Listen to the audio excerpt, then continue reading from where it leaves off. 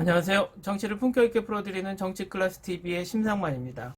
오늘은 카불 구출 작전, 일본은 왜 한국에 대피했는지, 아프간 협력자들을 방치란 제목의 일본 기사와 댓글 반응까지 살펴보겠습니다. 모처럼 일본스럽지 않은 기사가 나왔습니다. 일본은 실패를 인정하지 않는 것으로 유명합니다. 2차 대전의 패배도 인정하지 않고 반성 없이 그냥 피해자 코스프레를 하고 있습니다. 이번 카불 구출 작전의 일본 외무성의 답변은 천편일률적이었습니다. 대외 비밀이니 답변하기 어렵다. 작전을 실패하고도 대외 비밀이라는 핑계로 빠져나갔습니다. 그런데 일본의 신문은 한국에 일본을 조롱한 듯한 기사들이 많아 뼈저리게 아팠나 봅니다. 일단 기사를 보시겠습니다. 아프간에서 분노의 목소리를 높이는 것은 현지에서 일본인의 활동을 지원하면서도 버림받은 아프간 사람들, 동지를 보호하기 위해 카불 구출 작전에서 결과를 낸 한국과 비교하면 우리와 일본 정부의 꼴은 분노를 느낀다. 도대체 무엇이 명함을 가른 것인가? 일본 카불의 치욕이란 제목으로 아프가니스탄 대피 계획은 실패로 끝났다. 보도한 것은 8월 28일자의 한국지 중앙일보다. 동아일보 등 다른 주요 언론도 일률적으로 일본 정부의 대응을 거론, 함께 중국 언론까지도 한국신문이 일본을 조롱으로 알리는 등 중한이 기다렸다는 듯이 일본 때리기에 열을 올리고 있다. 한심한 이야기지만 인근 국가들이 선전하는 것처럼 일본이 대피한 것은 부인할 수 없는 사실이다. 돌이켜보면 미국이 올해 4월에 아프간에서 철수를 표명한 이후 이슬람 원리주의 조직 텔레반은 공세를 강화하고 미국의 후원을 잃은 아프가니스탄 정부는 괴멸 상태에 빠졌다. 8월 15일에는 텔레반이 수도 카불을 장악, 이후 31일 미국 완전 철수에 맞추기 위해 텔레반의 제압하에 유일한 탈출구가 되었다. 카불 국제공항은 세계 각국에서 항공기가 쇄도한 것이었다. 그 목적은 잔류하는 자국민과 협력자로 통역 및 경비 업무에 종사한 아프간인과 그 가족의 구출이다. 실제로 한국 정부는 아프간 협력자 390명을 세 대의 수송기에 나누어 이송, 25일 카불을 떠나 파키스탄을 통해 무사히 한국까지 데려다주고 있다. 처음 한국 문재인 대통령이 진두지휘한 탈출국을 기적의 작전이라고 카불의 기적이 이루어졌다라고 지켜 세웠다. 한편 일본은 한국 군기가 아프간을 날아오른 다음 날인 26일 마침내 자위대 수송기가 카불에 도착, 현지에서 음식점 등을 영위하면서 교도통신의 카불 특파원을 역임한 야스이 히로미씨 단 한 명을 구출할 수 있었지만, 일본 대사관과 국제협력기구의 현지 사무소에 고용되어 일본인과 함께 땀을 흘려온 아프간 협력자의 대피 희망자 500명은 방치되었다.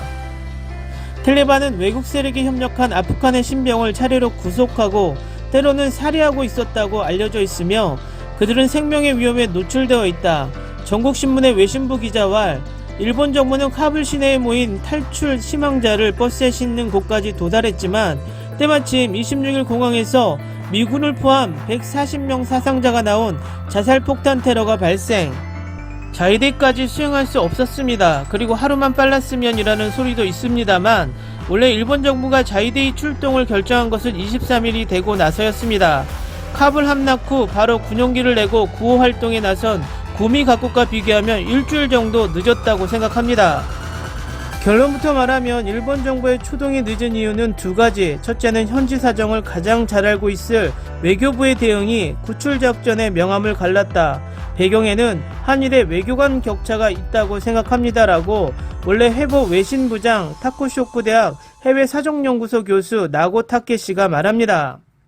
한국의 보도에 따르면 카불이 함락되고 한국 대사관들도 해외에 일단 대피하고는 있지만 구출작전을 수행하기 위해 4명이 현지로 돌아가 혼란 속에서도 미군이 계약하는 버스를 신속하게 전세, 공항까지 탈출 희망자를 데려오는 데 성공했습니다.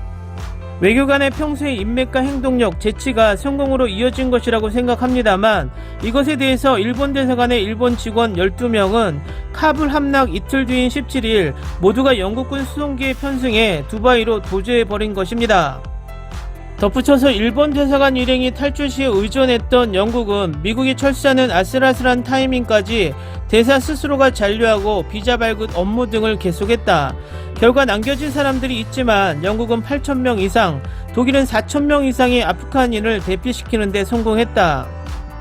한편 현장의 책임자인 오카다 다카시 아프간 대사의 모습이 카불 공항에서 볼 수는 없었다. 일본의 명예를 위해 부원하면 자위대의 성견대가 파견된 22일 이후 일부 일본 대사관 직원들이 카불에 다시 구호 업무를 담당했다는 보도도 있다. 하지만 시시각각 치안 상황이 악화에도 불구하고 미군과 텔레반과의 협상 등에서 공백 기간이 있었던 것을 부정할 수 없다. 나고시는 이렇게 지적한다. 일본 정부는 지난 20년에 약 7,700억 원의 원조를 아프간에 실시, 구미 제국과 달리 자위대를 파견해 텔레반과 싸움은 없었습니다. 일본인 외교관에 해를 끼치는 것은 생각이 없었을 것입니다. 현재 결단력 있는 기계는 없었습니까? 시대와 상황이 다른 면 등 나치를 박해한 유대인을 구하기 위해 생명의 비자를 발급한 스기하라 지우네와 같은 외교관은 없었다는 것입니다.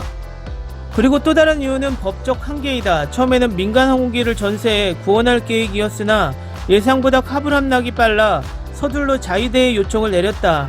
본래의 자위대는 분쟁의 현장에서 일본인을 보호하고 공항의 운반, 일본까지 대피시키는 훈련을 쌓고 있다고 하지만 현재는 그 능력을 발휘할 수 없다는 것이다.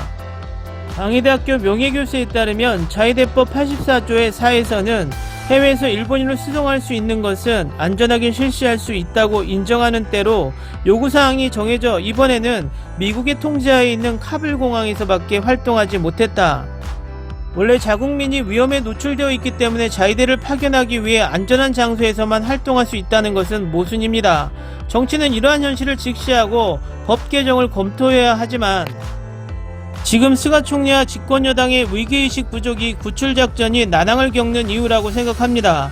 미군이 완전히 아프간을 떠난 지금 일본 정부는 출국을 희망하는 협력자의 구출을 요구하고 텔레반과 협상한다고 명언하고 있지만 텔레반은 9월 상순에도 새로운 정부를 수립하는 데만 신경 씁니다. 만일의 경우에 의지하고 싶지 않은 나라라고 낙인되지 않도록 구출작전을 완수할 필요가 있다.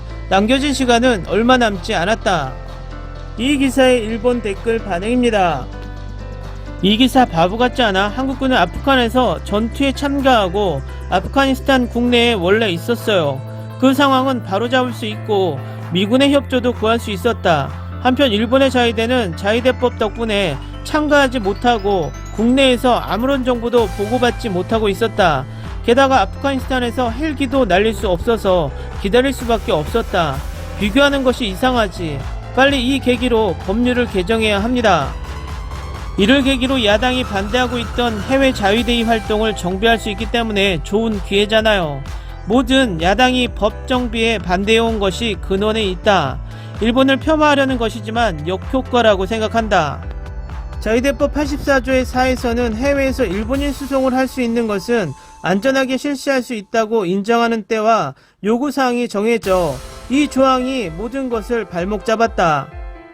최대 차이는 임박이라고 말할 때 군대가 무력 행사로 구출 여부를 가리는 것, 안전한 공항까지 공항 외에는 PKO 이외에 그런 무기조차 휴대할 수 없는 것으로 어떻게 분쟁 지역의 외교관을 지키지? 이것은 입헌민주당과 공산당, 3인당의 반대 때문에 일어나는 것, 헌법 개정을 포함합니다. 이번 선거에는 이런 경우에 대비해 자위대의 본연의 자세를 각 당은 명확하게 해야 한다. 여기까지 비꼬는 태도로 쓴 기사는 굉장하네요. 역사에 남는 사람이란 수가 적고 희귀하기 때문에 영웅시 되는 거예요. 구조를 위한 기초가 되어 있지 않으면 자위대법을 개정해 봅시다. 결과에서 보면 일본의 참패이지만 한국군은 아프간에 주둔, 일본은 물론 자위대는 아프간엔 없다.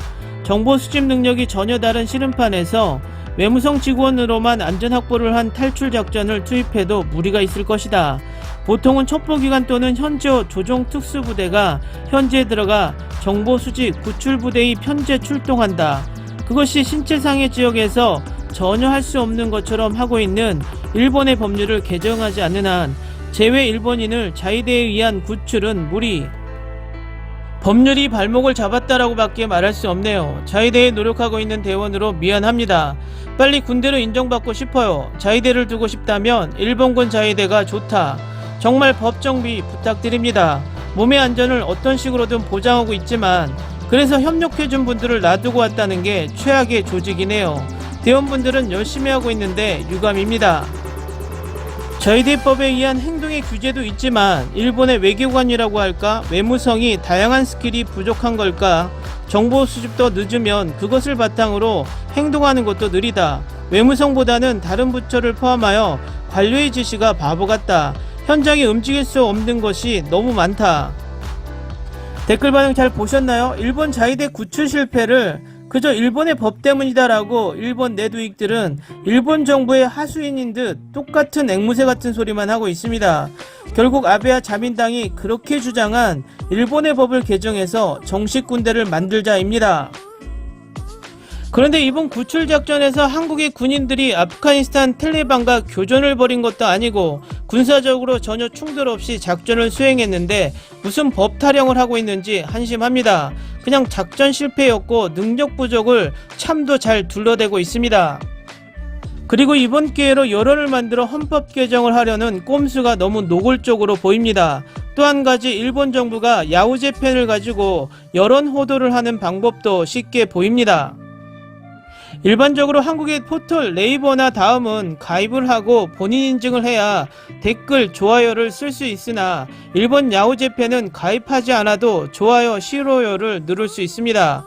결국 좋아요를 많이 받은 글이 상위로 올라가는 구조이기 때문에 얼마든지 우회 IP로 좋아요 숫자를 조작 가능합니다. 결국 일본 정부나 자민당 세력은 일본에 하나밖에 없는 강력한 인터넷 여론을 아주 쉽게 조작 가능하다는 이야기입니다. 그래서 어떤 글이 올라오면 댓글의 숫자에 비해서 비정상적인 좋아요 숫자가 찍혀있고 대부분 일본 정부에 우호적이거나 대변해주는 글입니다. 어쨌든 일본이 하는 여론몰이를 보면 머지않아 전쟁을 할 수 있는 나라로 정식 군대를 만들려는 적극적인 시도가 있을 것이라 보입니다. 오늘은 여기까지 하겠습니다. 오늘도 생활 속 거리두기 꼭 실천합시다. 당신의 구독과 좋아요는 저에게 큰 힘이 됩니다. 항상 시청해주셔서 고맙습니다.